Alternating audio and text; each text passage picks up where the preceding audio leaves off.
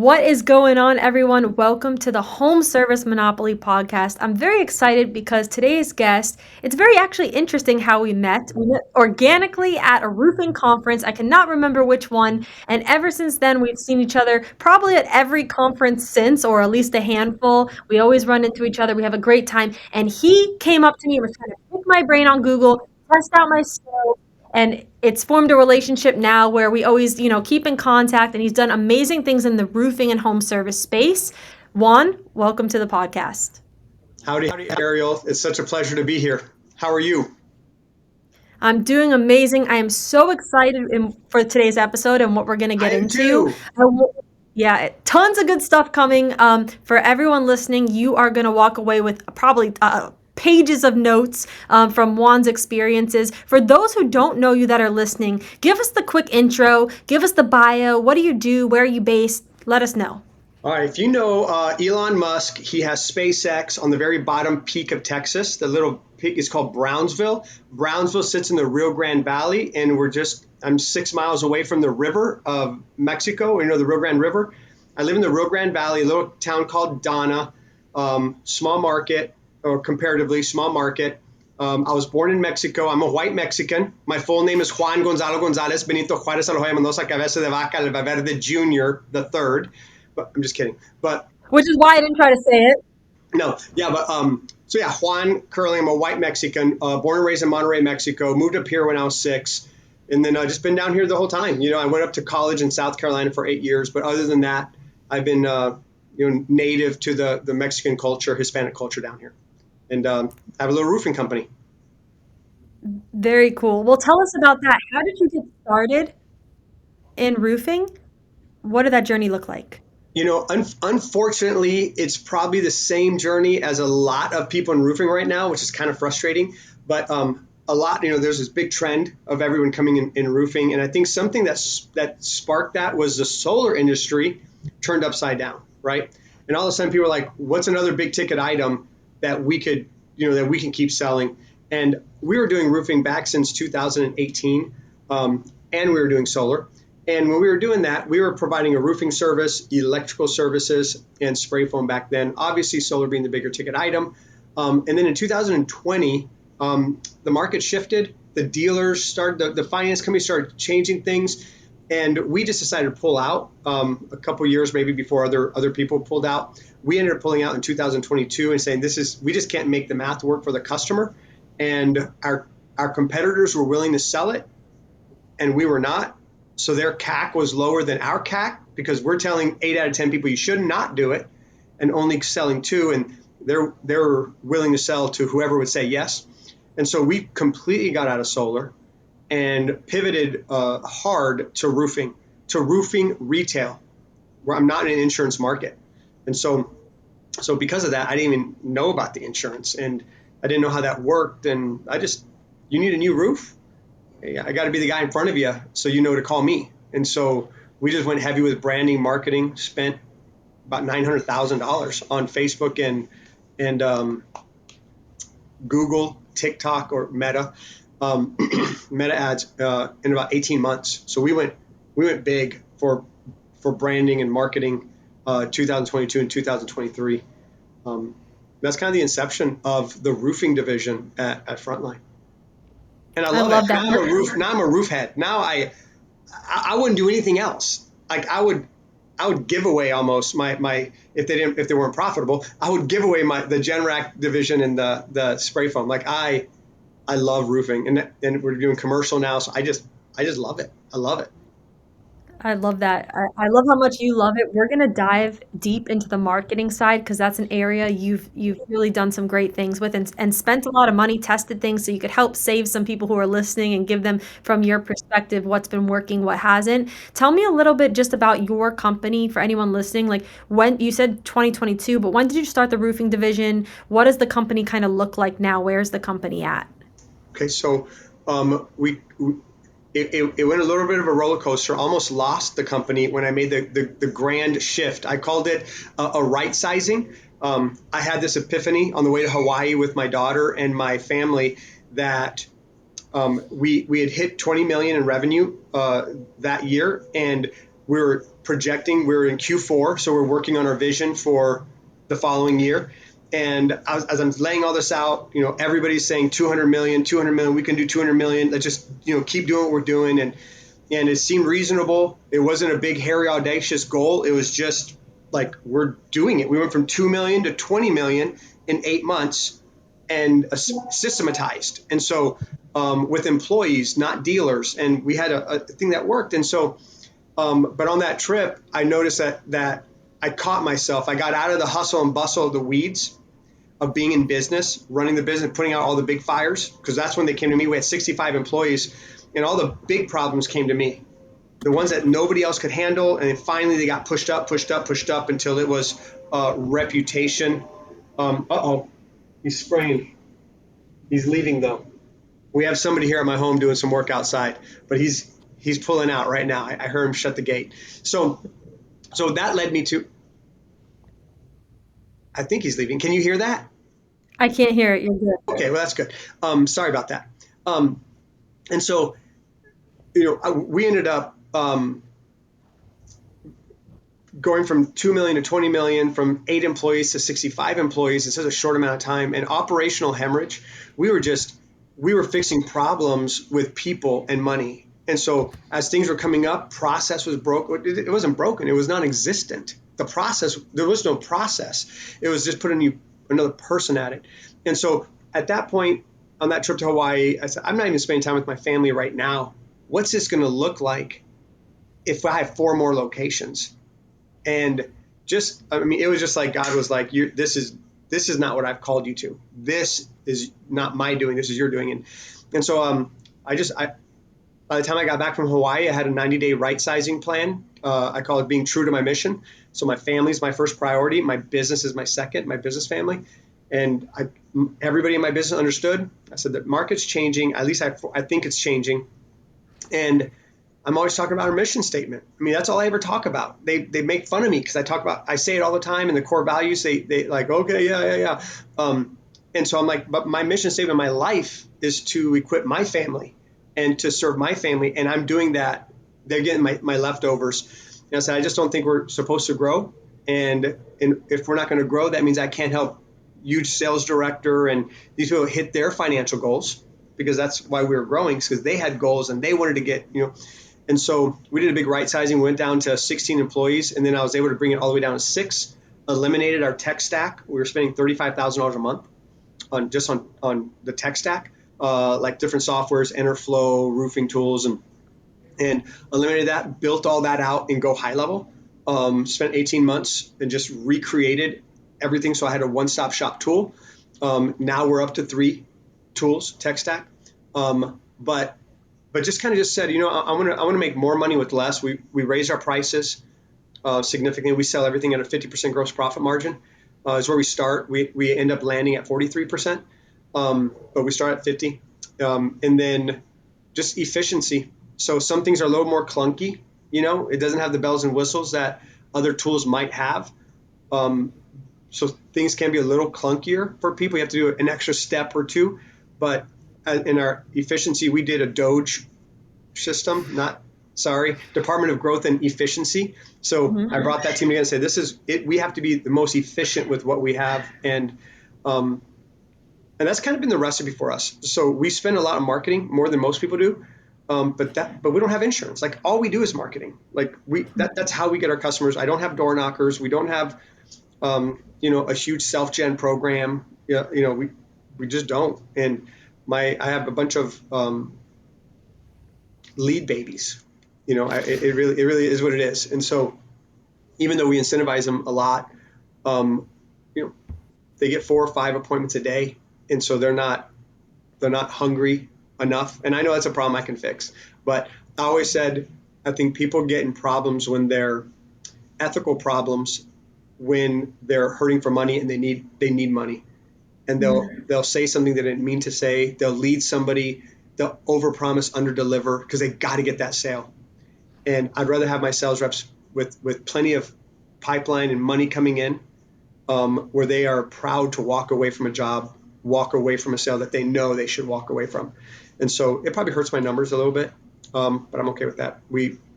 we're paying the bills, you know. Yeah, there's so much to unpack about your story. There's so much to unpack there. I want to just dive into that because a couple people are probably wondering who are listening to this. They're wondering, number one, what did you do? First of all, we know once you get to a certain point in business, and if anyone's not there yet, you'll learn this, that the revenue and the money is not all that matters. And once you get to a certain point, you really have to decide, is that really what you want for your life? Because sometimes when you scale without systems, you're a slave to the business. And did you start a company to be free, or did you start a company to be a slave to your own company? And so it's very admirable what you did and realize, whoa, this doesn't align with my core values, my mission, which is ultimately my family first. But I want to kind of unpack your story just a little bit because it's so interesting and people can relate. Number one is, what did you do first of all to have you grew a little bit in the wrong way, right? Because you had to kind of backtrack, but we'll talk about that in a moment. But what did you do to go from 2 million to 20 million in 8 months? So I would say it was in a year, but the majority of that growth and all the revenue came in those 8 months. And so we were outselling our operational capacity. We were outselling the operational capacity for sure.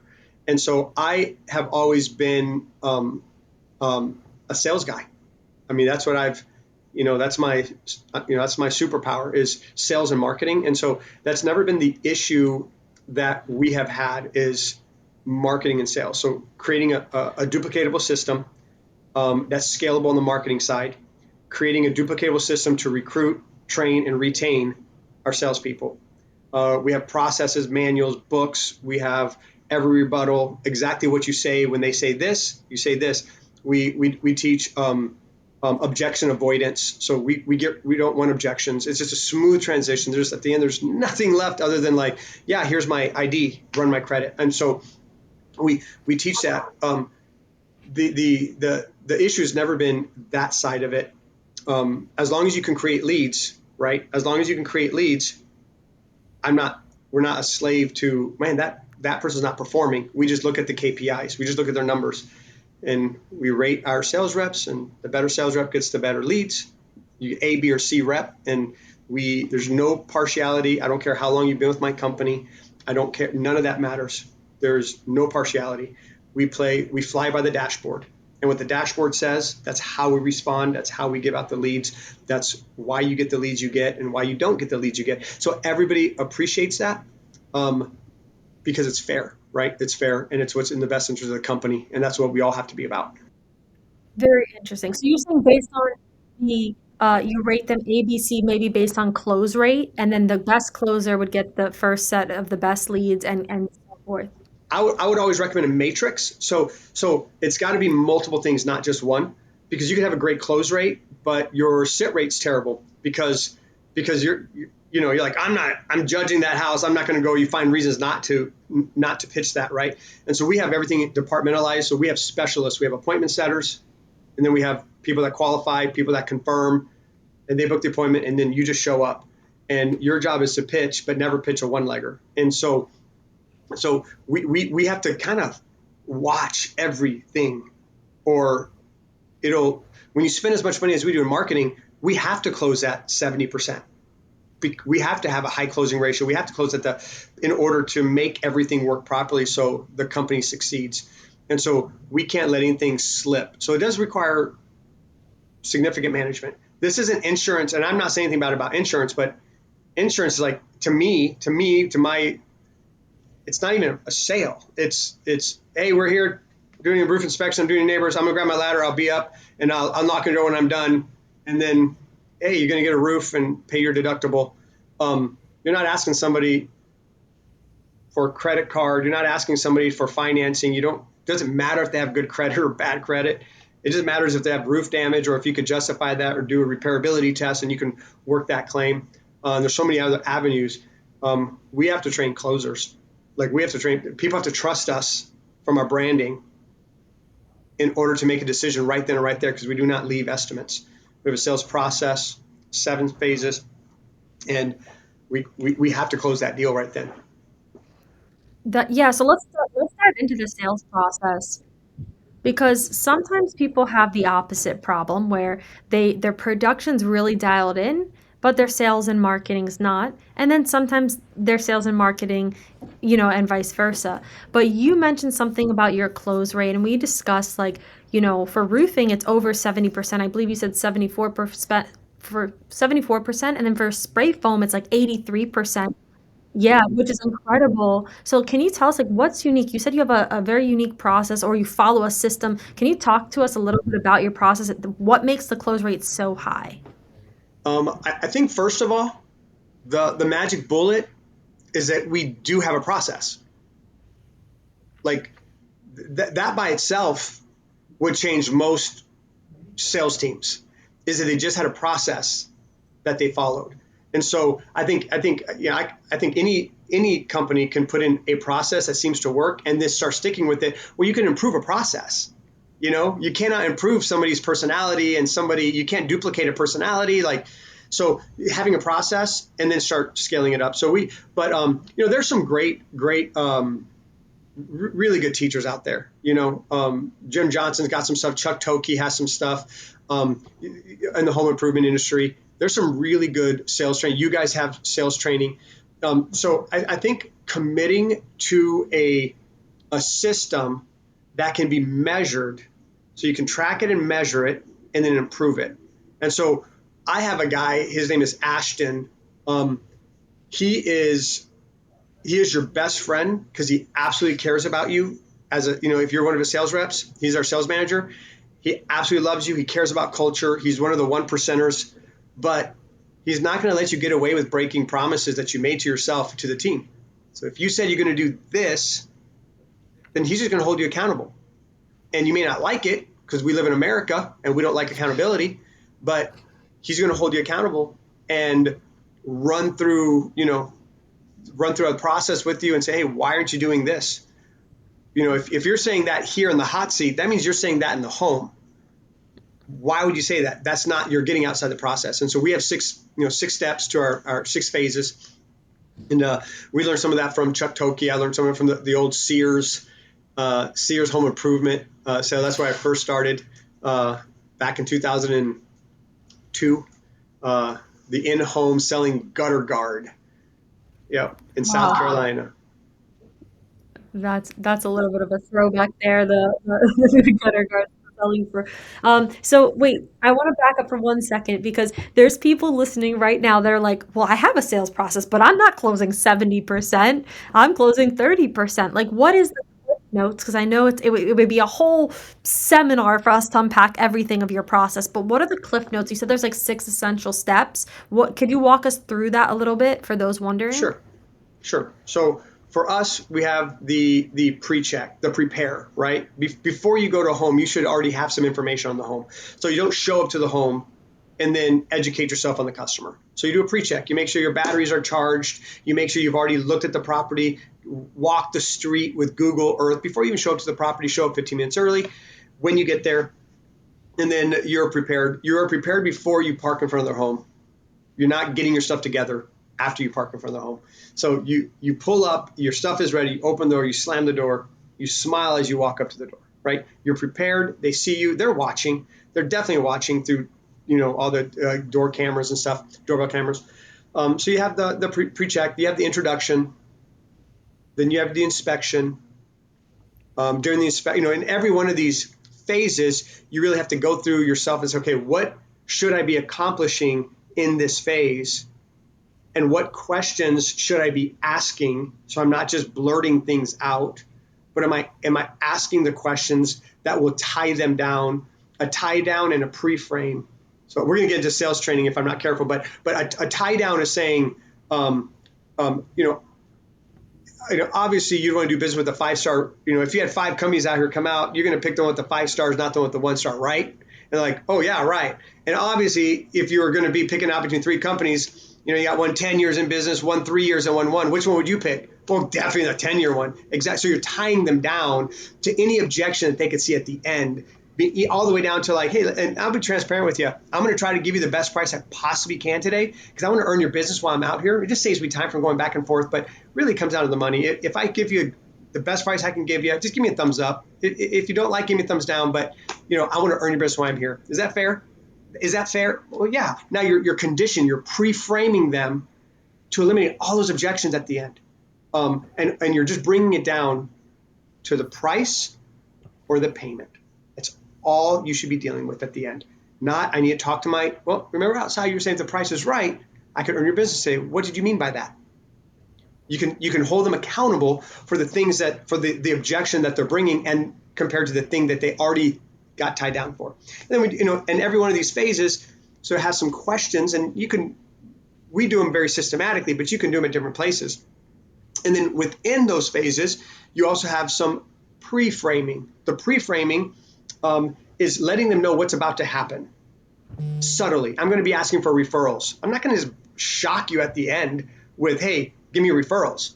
Like I said this from the very beginning. I've said it 5 times. I snuck these little patterns in there psychologically, like the bobblehead, and you just get them to say yes and yes. And like of course, I'll explain some of how I'm going to get you that best price because we got a referral program. If you give us referrals, we're going to get you that. I'll show you that inside at your kitchen table. I'm telling them, I'm going to be in your kitchen table, oh, your wife's not coming with us outside. Hey, it's no problem. Obviously, we did say we do need to be with your wife and present, but I don't actually need her until we're inside at the kitchen table, and then I'm going to need her for those 15, 20 minutes. Is that understood? And so all we're doing is pre-framing and setting them up. So it's like I've made myself very clear what the process is as we go through it.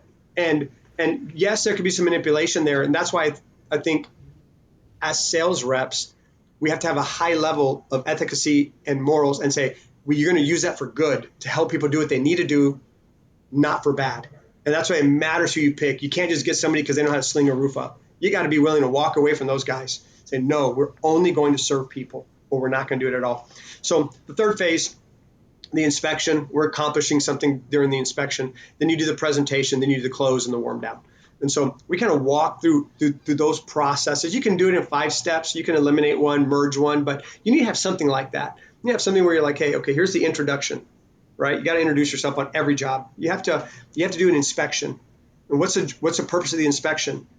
It's to identify problems, right? It's like, look at the problems. It's to introduce them to problems that they don't know they had, right? So you're going to, hey, how long has that been like that? Like what? That nail's sticking out of the gutter. I mean, that means the water's getting behind that. And I'll show you inside what's actually happening, because I actually have a thing. I'll show you inside. So all you're doing is just building one step at a time. But if you just follow the process, if you go through the effort to systematize your process, create a way that they can learn it, that they can retain it, and that they can retrain on it, then it's a higher probability that they'll do it at every home. And you can grow that. You can fix that. You can track that. There's all kinds of other stuff that we don't use, but like the AI tools like Rilla and stuff, I think it's good tools. I'm just a miser. I put my money in, I do that other ways. I'm like, I'm not going to spend that much money, $250 per guy, because for us, it's just not the right fit. Sorry if And for there's. people who are listening who don't know about that yet, those are AI tools that actually listen into your sales presentation and give constructive feedback in real time. They analyze the conversation, what went wrong, what went well. They kind of grade your presentation so you can improve it. So that's what those tools do. And we know role play is such an important part of the sales process.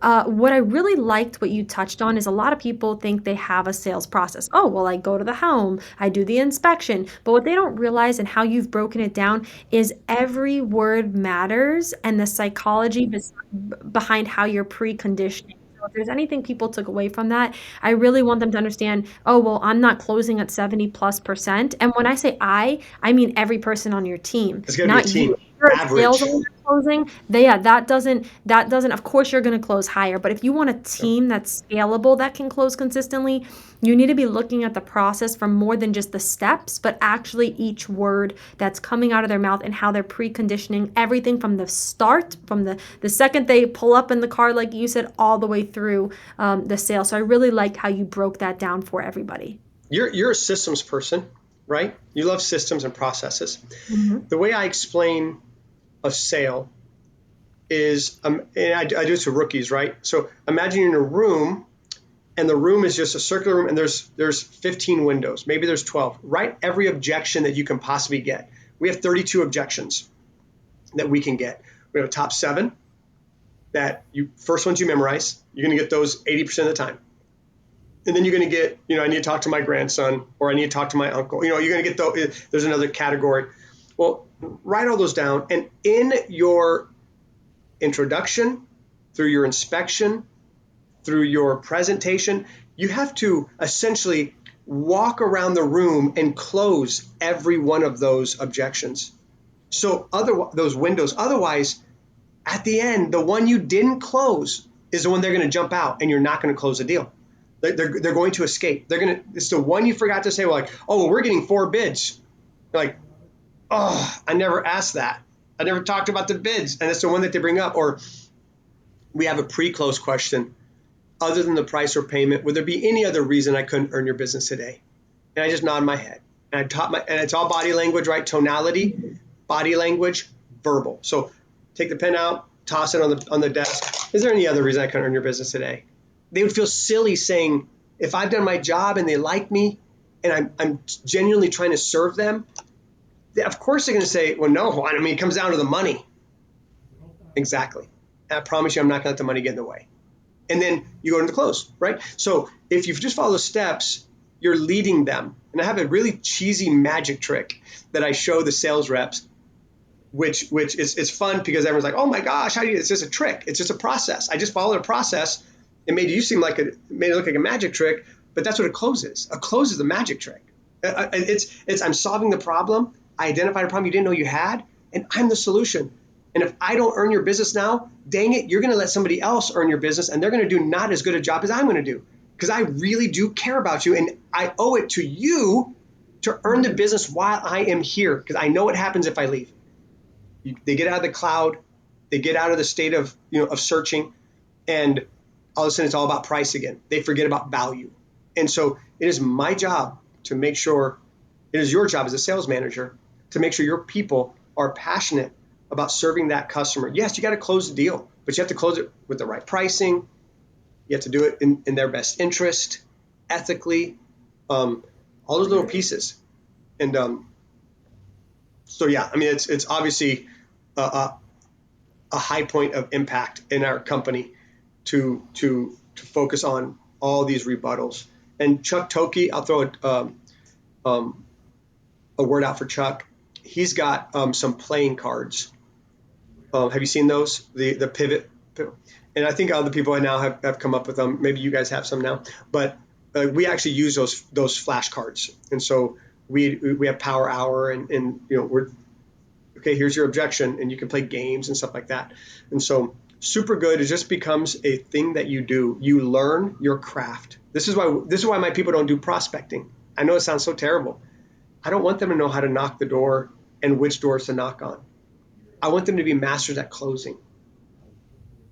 I want you to put all your time into being a professional at your craft, understanding roofing and problem solving, because it's not just roofing. They also sell, spray foam.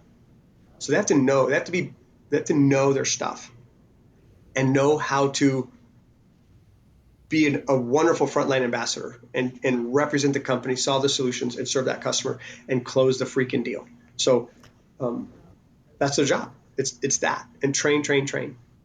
So speaking of closing, and so a lot of companies would like to be in that position where, hey, our team doesn't need a door knock. We're providing them so many leads that, they're focused on just being the best closers, closing over that 70% mark. You're big into marketing. You invested a lot of money. You said 900,000 just in, I think, a short period of time. Tell us about marketing. Tell us about your advertising strategy, because you mentioned something about a magic trick, but it's not a magic trick when it comes to marketing. There's really like strategy around it. So tell us about what that looks like for you, how you're able to actually generate these leads for your closers. So over the years, I've gotten myself in trouble with marketing because I enjoy it so much that I'm also willing to try new things and things that other people aren't necessarily doing. And I've hired other agencies to kind of do what I'm doing, and I can compare. And so one thing I'm convinced of is every market is different. I've been with quite a few other roofing companies now and looked at their advertising, marketing, how they're doing it, trying to help them. And every market is different. So for example, I can go to the majority of the United States and invest heavily in with PMAX or LSA or Google Ads, right? You can heavily there and get undoubtedly the best results, highest intent. And as long as you have invested in your closers and you can absolutely close those deals and you never lose a lead and you manage that properly, you nurture that, um, that would probably be the only way you have to go in a lot of markets, right? But you go to certain markets like this market that we're in down here, um, it's not the way to go. In fact, there's not enough. I mean, I have it cranked up. I can't spend any more money. I cannot spend any more money. I've saturated my market. Well, what do I do if I want to grow? So what do I do next? So we're in every channel we can possibly get into from on the lead generation side. We have a call center. I had an old call center that was all virtual. I brought it in-house, built out an in-house call center.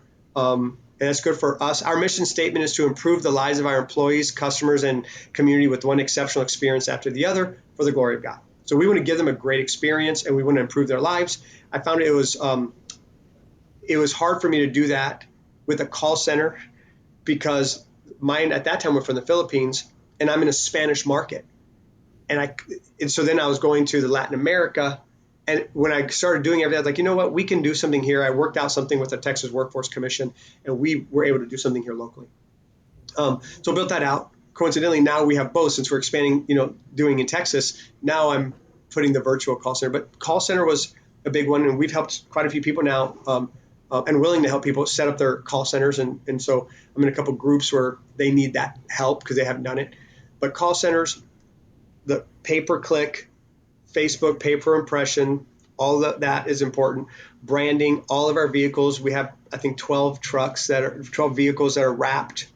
I can't tell you how often I walk in. I mean, my wife makes fun of me or not makes fun of me, but she acknowledged we go in a restaurant. I can't go out without people saying, "Oh, I see you on TikTok. Oh, I see you." Like it's a thing, right? And I would rather never do that. If it was up to me, I would never be doing that. I just know that I owe that to my employees, to my community, to provide that content and that stuff so they know who to call when they need to be served. Does that make sense? 100%.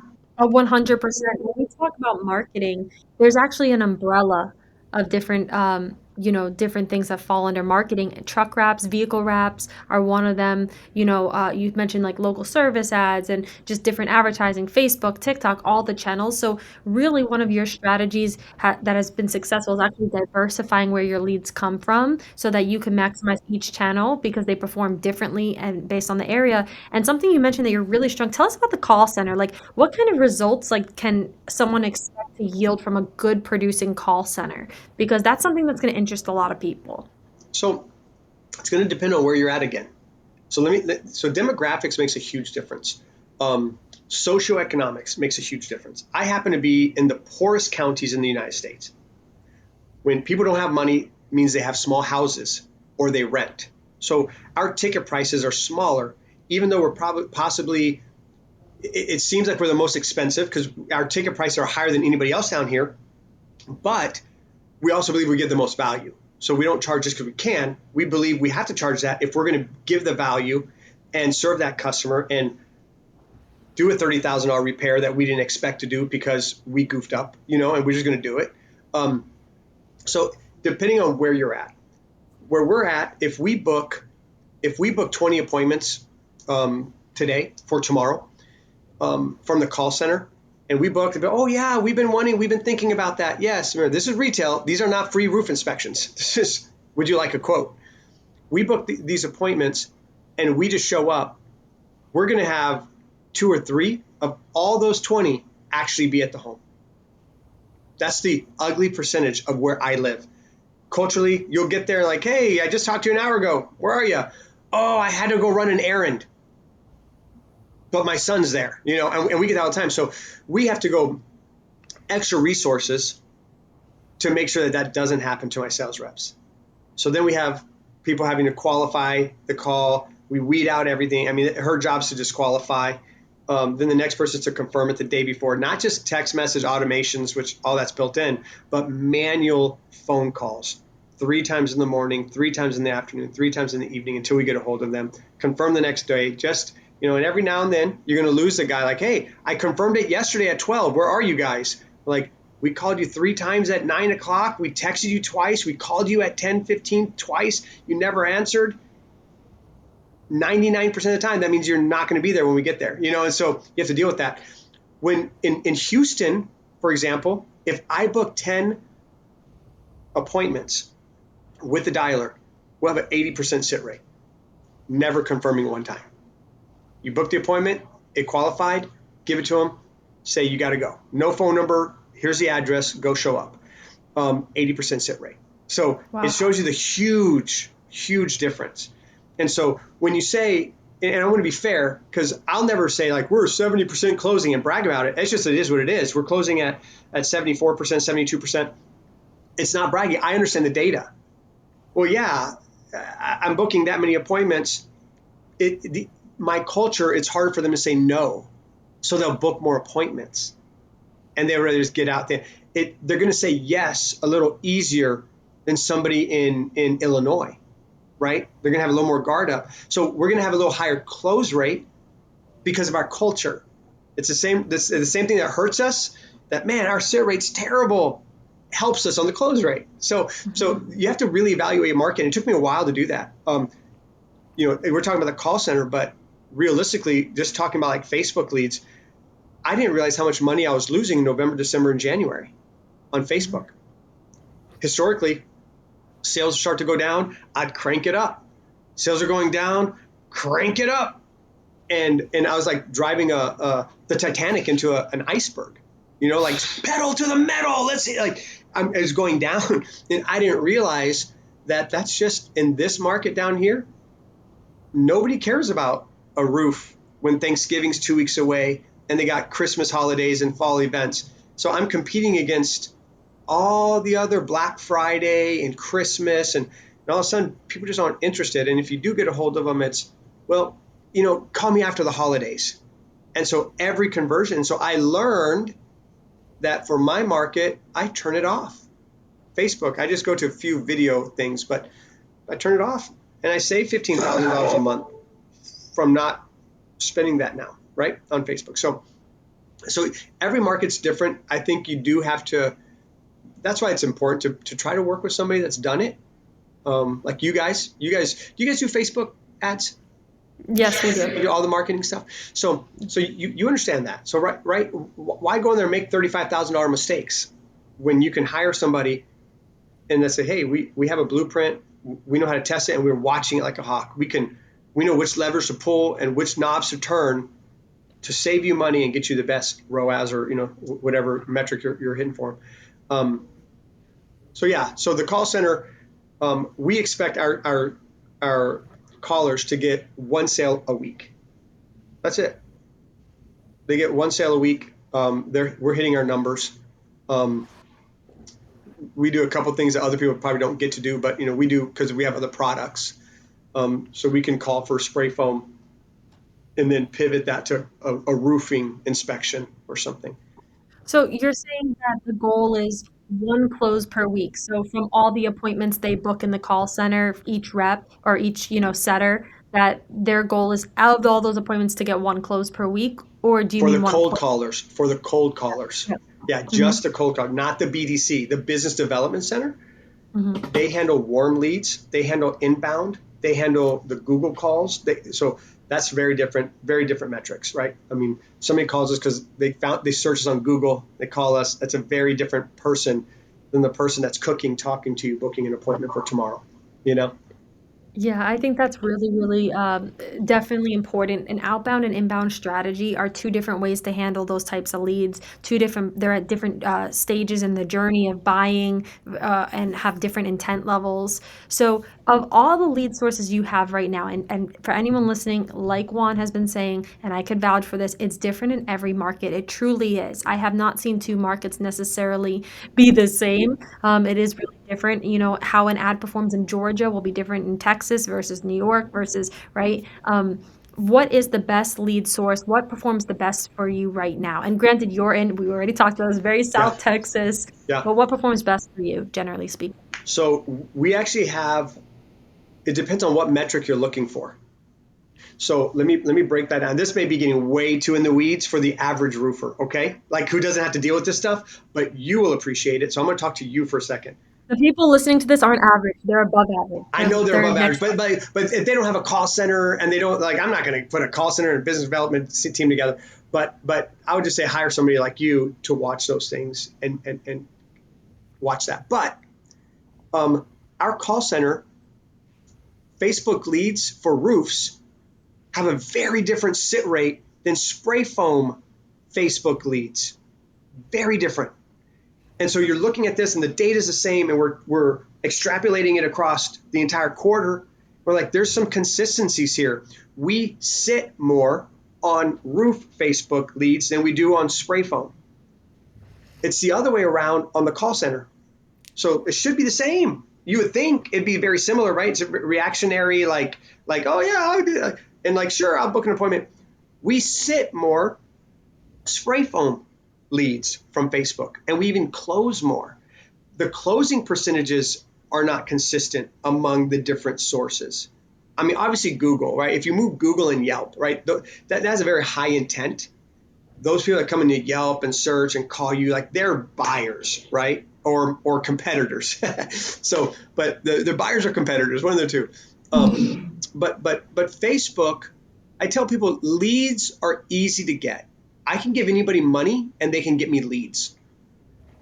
It's what you do with that lead from the moment it shows up on your doorstep CRM. We use Go High Level. What you do with that lead and how many times you interact with that lead is huge. If you're looking for a solution now, I have to hit my numbers. I'm falling behind. I'm going to hire a marketing agency.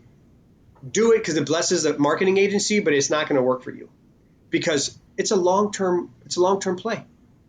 I can't tell you how many times, if I just look at our data, how many deals did we close last week for Facebook? Oh, we got 16. Okay, 16 Facebook closes.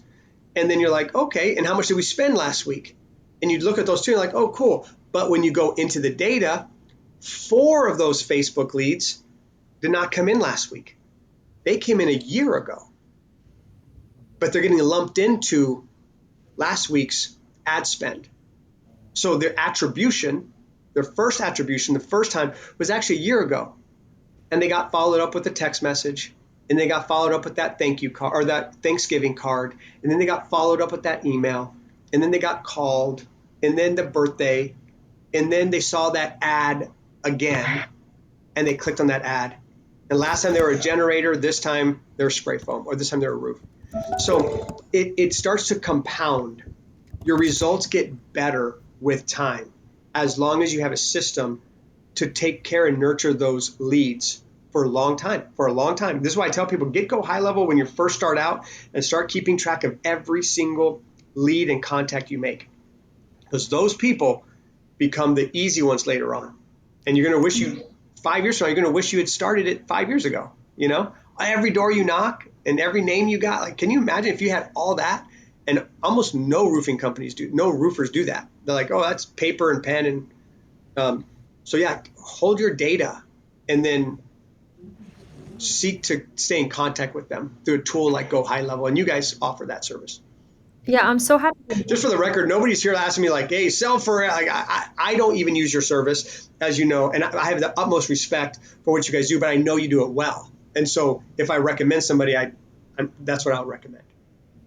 Thank you. I appreciate that. And you touched on so many important things is don't invest in marketing, or if you're going to invest in marketing, I should say, make sure you have a follow-up process where you're getting the data and actually nurturing those leads because we all know it's no secret. It takes many times for someone to see you. And so the first attribution for those who don't know is the first time someone saw your company and actually came in as a lead. Like maybe it was they saw you on Yelp was the first time they actually interacted with you. but then the last attribution was actually they saw you sent them a mailer and they called from the mailer, and that's when they actually decided to buy. So there's a Yep. whole buying journey, which I know we could spend hours just Yep. talking about that. You Yep. mentioned you use Go High Level, and that was something we nerded out on when we met. We always talk about Go High Level, and I was like, we just need to do a video where you just showcase your Go High Level setup. Yep. But tell me a little bit about that. I know we don't have too much time.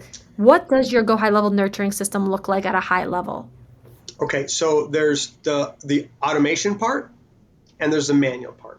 And we divide it up into two camps. Automation is going to do a certain amount of things. So it's going to send the text message. As soon as that lead comes in, we want our speed to lead. We want our speed to lead to be within 37 seconds, right? So our number is 37. So speed to lead 37. And I'm not counting about AI. I'm not talking about robo, answering. Human being needs to be on that, interacting, talking, making a phone call. So 37 seconds. But before that, there's a little process. We send them a text message with our name, right? Hey, this is Juan Curling, and thank you for reaching out. Can I call you right now? And then they get the little please reply stop if you don't, right? And then we're calling immediately. And so we believe in calling them. This is going to be overwhelming for some people, but 27 times in 3 days. So we call them 3 times in the morning, between 8:30 and 9:30. We call them 3 times at lunchtime. We call them 3 times in the evening.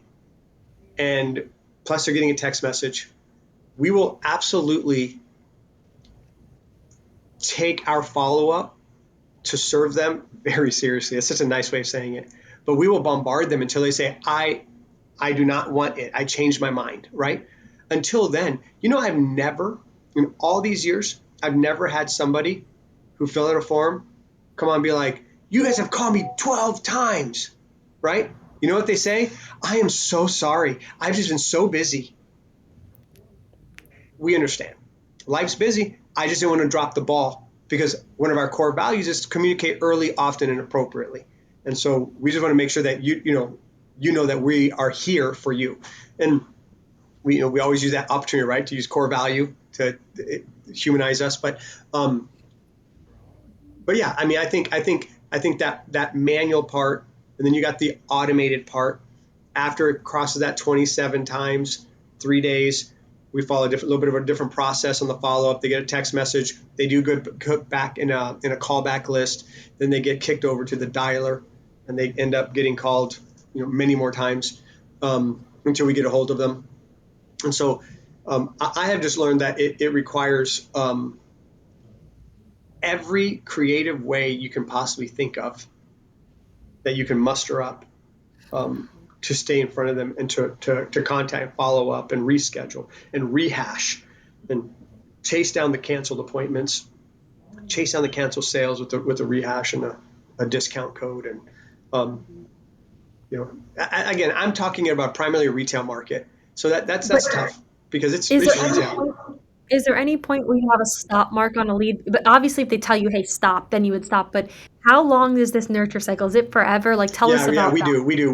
We will not keep hounding them after we put a roof on. So once we sell it, we're done. Love it. So then they go into 3 cubed. 3 cubed is after 3 days of the install. So 333, 3 days, they get a call. Hey, this is so and so here at Frontline, just checking in. How's your new roof? No leaks yet? Really? Oh, I'm just kidding. Ha ha ha. Hey, I'm just calling to do a customer courtesy call. Anything you guys need from us? Did you find any nails? We have a $10 per nail rebate. So if they find any nails, we give them $10 per nail. And so, do you guys find any nails? Like, no, good. Well, that's good. Hopefully you won't find any. I'm like, okay, great. Make sure you let your insurance know you did, that you replaced your roof or whatever. We give them that little courtesy call. And all we're really doing is trying to let them know that we're not the average company, that we stand out, so they'll come back to us for something else, right? Like, we want them to be like, okay. And so when they get something from us for spray foam or Generac or a water filtration system, from when they get other promotion stuff from us, they realize that, oh, if I need something done, I'm gonna see if Frontline does it. So 3 days, 3 weeks, 3 months, call annually, and these are the calls. And then, of course, they get nurtured. They get the Christmas card. They get the, hey, it's been 1 year since your install. Thank you so much for being in the family, the Frontline family. We do Veteran Day events where we invite all veterans and their families for a meal. We do our charity stuff, and so they get all those we call them praise reports. They can get a praise report that says, "Look what look what this is this is that guy that was here, right? Oh, look, that's my sales rep handing a turkey over or whatever, right?" So it's a praise report, and it just connects them, I think it connects them in a different way. I couldn't agree more. I love how you keep that relationship going. And so I guess I have one more question for you here just to touch base on that process. I have so many questions actually, but I have to kind of choose which one. And one of the first things you said was that you ensure there's, I think, of 37 seconds speed to lead from when a lead comes in, 37 seconds. Now, listen, if most companies could just do that, That's their during work success. hours. Yeah, that's during work hours. By the way, Okay.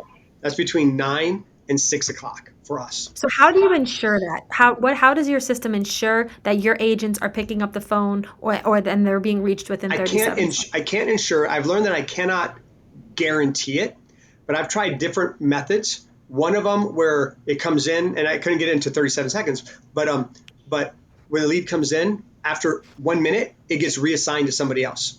So lead comes in, I created a field that's called speed to lead in, speed to lead out, and then so there's two fields. And so when that outbound call is made, the speed to lead out fills in, and then we do a mathematical equation that says, hey, how many seconds is in between the time in and the time out, right? So the consequences. So the consequence is if you don't call your lead in 1 minute, then it's automatically goes and it's reassigned to the next rep. And it's automatic because sometimes people are busy. You're on a phone call and they're dealing with this, a lead right now, and that comes in. And so this is legitimate. So it's not really being punished. It's just we're taking care of frontline. And we all have to be in agreement that we have to serve frontline. Like we have to serve frontline. And so that's how we handle speed to lead. That's you got to time it when it comes in, time it when it gets contacted, and then you can do a stale. So if it's stale for 1 minute, continues. If it's not stale, go. And that seems to be the best way. And then we've recently, shame on me, but we've recently we're trying a new method right now. And I probably should have implemented this a long time ago, where they actually go to sales reps with that same process in the evenings. Because my call center is done at 6. They're done. And so my sales reps are out, maybe at an appointment, maybe not. But that sales rep now gets, instead of just an appointment on the calendar, they're getting a lead, and they get to book that appointment for whenever they want to, right? Like, hey, tomorrow morning, as opposed to just we tell them where to be at what time, and you got to go, 10, 12, 2, 4, 6. So, and we're trying that. I don't have any results on that yet. The challenge is they could be presenting, they could be in a close, and they're not going to answer. That's going to be 1 minute, boom, another minute, boom. So we'll see. It may go 8 times by the time it gets to somebody who's not in an appointment or something. And so I don't like that, but it's better than Nothing. anything else I figured out. Yeah, the nothing. Right. Yeah, We'll wait a till lot Monday of morning. That's one of the metrics we see in all of our marketing campaigns. The ones that are most profitable and have the best ROI versus the ones that don't actually relate. Some of them is answer rate, call rate, and things like that. So you answered my question for those of wondering, well, how is he hitting the 37-second? Well, you have this process where it goes and then it automatically shifts through every minute so that if that person is unavailable, the next appointments at a rep, etc. You broke that down because I think that's so important. If anyone listening to this can just nail that speed to lead, because literally there's Harvard studies that show the drop in chance. Exactly. So this was really helpful. I think people who are listening right now are like, Arielle, please don't stop this podcast. I'm taking notes. I have so many questions. But I want to kind of wrap things up with I do a this or that game. So it's this or that home service edition. I give you two options. You could only select one, and we're going to speed round through it. Okay. Okay. All right. This or that Here home we go. service edition. Build a team first or build a system first? System first. Daily huddles or weekly review meetings? Daily huddles. Scripted sales process or consultative sales process? Consultative sales process. Paid leads or organic leads? I want organic leads. Google ads or meta ads? Google ads. Door knocking or digital lead funnels? Digital lead funnels. Video or photo? Video. Go high level or a roofing CRM? Go high level. Discounts or value ads? Value add. Local mailers, direct mailers, or retargeting ads? Retargeting ads. 100 leads or 30 qualified appointments? 30 qualified appointments. Hire for sales first or operations first? Sales. Insurance or retail? Retail. One strong market or multiple city expansion? Multiple city expansions. Sales or marketing? Marketing. Ding, ding, ding. I have to say marketing because now I believe, so we figured out the sales part of it. I'm like, so we threaten our sales. I'm like, guys, a sales rep is a diamond. Like we can teach you we can turn an average person into, but I can't get the appointment. Getting the appointment is our holy grail. And so we just brought on a door knocker and just said, hey, like, I'm going to pay you crazy, like a significant more than anybody else going to pay for door knocking for retail. And this is what you're going to get paid. And if you can do this, that's what I spend on marketing anyways. You know, I'm spending, I spend 10% of revenue. So like, I'm going to give it to you. And I like this guy. So we're trying it out. You're right in the average. The average is 10% of revenue is spent on marketing. And remember, marketing is an umbrella of multiple Right. things, not just digital. So you actually follow suit. It's between 5 and 15, with the average being 10. But this was extremely, extremely valuable. I want to leave, like, what's one key takeaway? You've done so much, and you're so proficient when it comes to sales and marketing. For someone listening to this, they're building their company. Like, what's one piece of advice you could leave them with? Don't sacrifice your family to build a business. So I almost did that. Not worth it, you know. So I would not do that. So figure it out. Trust that if you do things the right way, it will work out. You keep things in priority, because most people overestimate what they can do in 1 year and they underestimate what they can do in 10. Do it in 10 years and honor your wife. Honor your wife. Do it in 10 years instead of 1 year and ask her just to keep holding on, babe. It'll get better. So.